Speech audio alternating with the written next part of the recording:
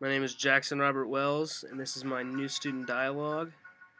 It is on the mental health at Clemson.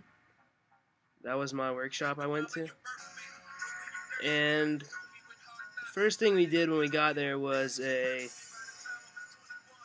opener game called Connection, which was pretty cool. It was like you get up and you say something about yourself and who you are, and then you say something like interesting, and another person in the group has to say connection if they do that as well. So like if somebody had like a brother, then they would say I have one brother, and somebody would say connection if they had one brother too, and then they go say something else about themselves.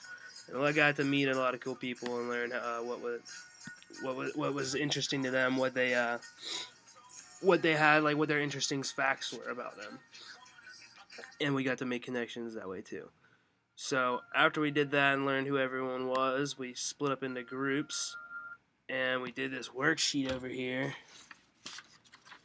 where we read through. Well, first we read through this worksheet, this one, and it showed us what a dialogue was in relationship to let's say a discussion or debate, and it was telling us that dialogues are more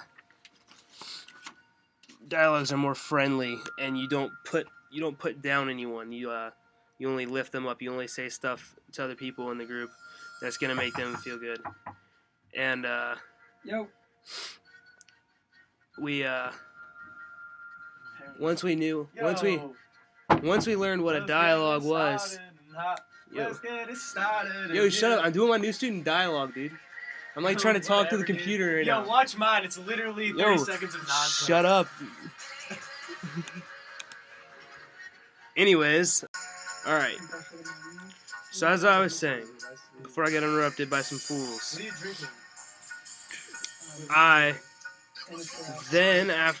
we learned who everyone was and learned what a dialogue was in relationship to everything else, we got this next worksheet, the social identity wheel. I don't know if you can see that. Alright. And what it has is it has a wheel that says your ethnicity, your social economic class, gender, sexual orientation, age, national origin, first language, your developmental ability, emotional, physical, whatever, your religion and spiritual affiliation, your race, and then I think I already said ethnicity. But what you do is you fill out each one of those things and what you are, and then you rank them in what's the most important to you and what you think impacts your life the most, which one of those traits.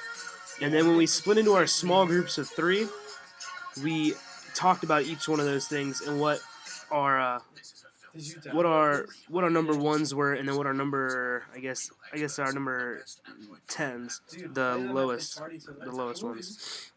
And we explained to our group like why that one was the most important stuff, which was really cool because we got to make connections with other people, and they didn't put us down because it was a real dialogue. It wasn't just a debate. Like nobody put me down for saying that my number 1 was gender.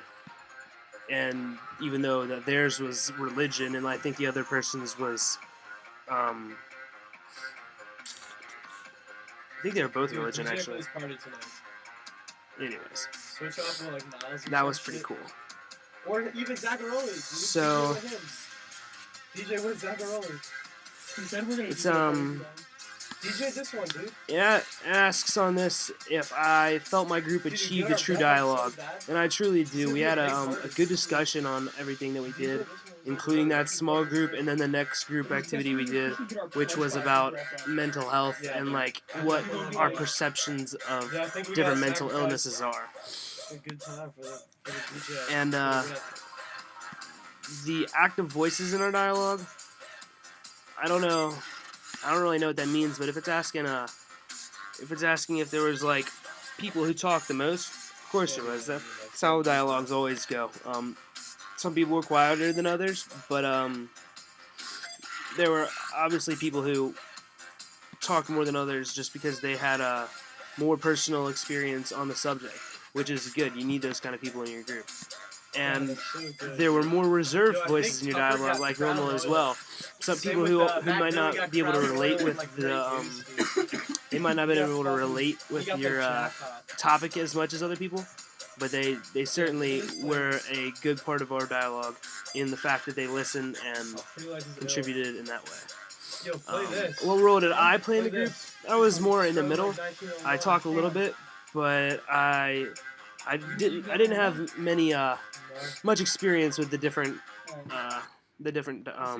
mental illnesses. This is I was I actually have ADHD, so that one was relevant for me, but the other ones is like- weren't. And so I contributed by listening and learning rather than telling and teaching, which is cool.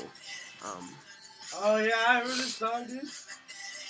And why do I think this dialogue is a component of Library 100?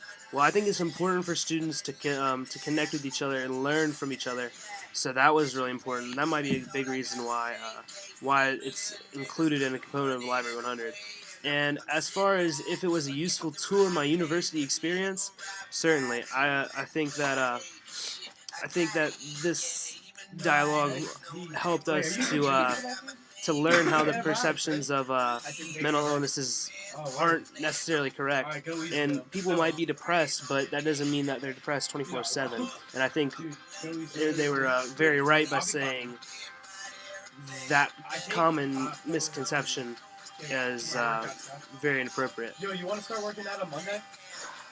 And so yeah, that was how my new student dialogue went. It was very important, very useful, and I think our group really did have a good dialogue. So this is Rob Wells signing off. No,